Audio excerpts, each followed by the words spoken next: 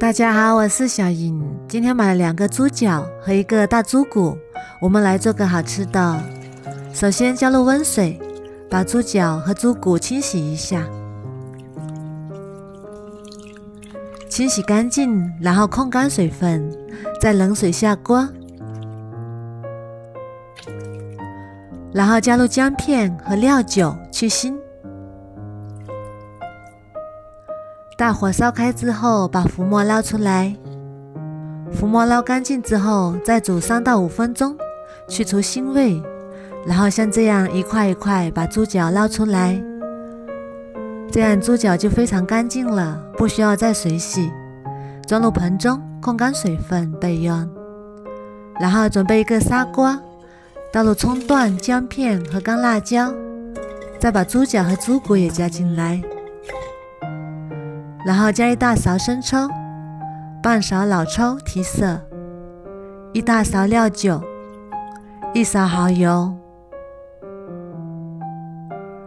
再加入几粒冰糖，2勺食盐，再加入500毫升啤酒，1碗清水没过食材就可以。最后再加入1个卤料包。